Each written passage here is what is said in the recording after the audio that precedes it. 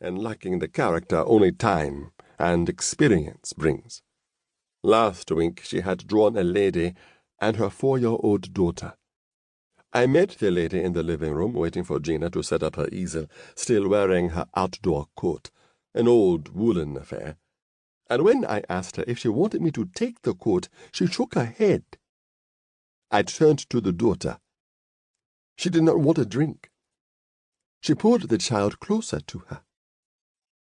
The week before that it was a man, Manu, who told me he was a doctor in his former life. Now he worked as a bouncer in a nightclub, waiting for the result of his asylum application. His face was lined, prematurely old. And I knew Gina would love those lines, each one of them an eloquent testimony to what he had left behind, to the borders and rivers and deserts he had crossed to get to Berlin. She would also love the woman's hands that tightly clutched her daughter's arm. They were dry and scaly, the nails chipped, no doubt ruined while working in some hotel laundry room or as a scullery maid. Mark came out of the studio and stood by the living room door, a wry smile on his face, his red jacket in one hand, still holding the yellow flyer in the other hand. Behind him, Gina, in her paint-splattered overalls, was already back at her painting, dabbing away at the easel, her face scrunched up. "I'll walk you to the bus stop," I offered. I had been indoor all day, reading. I needed to stretch my legs, or perhaps I felt sorry for him, coming all the way for nothing. Or I might have sensed something intriguing about him. Something unusual that maybe Gina had sensed as well, and for that reason had turned him away. That same thing that made her send him away had the opposite effect on me. It drew my attention. Right now he looked dejected, as if he had already made a budget for those €50, which he was now realizing he would never see. I asked him if he had ever sat for a painter before. He hadn't. Who had, apart from professional models?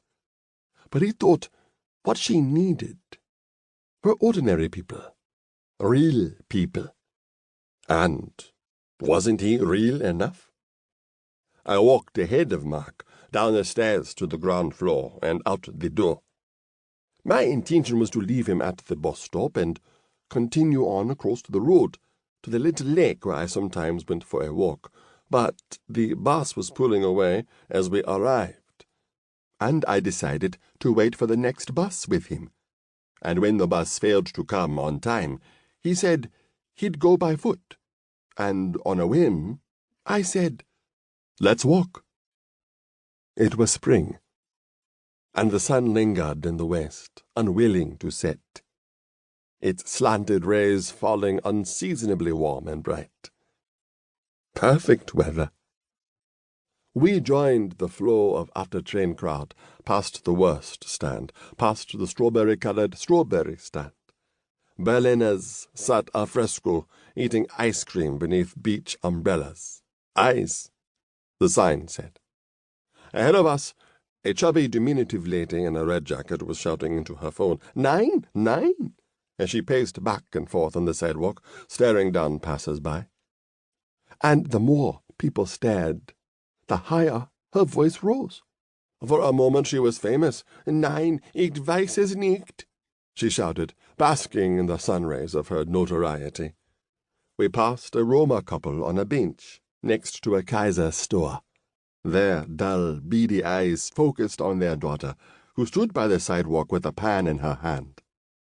Mark walked with his head bowed, muttering to himself. "It is a lovely day," I said. He nodded. I'd walk with him, but it wasn't my duty to cheer him up.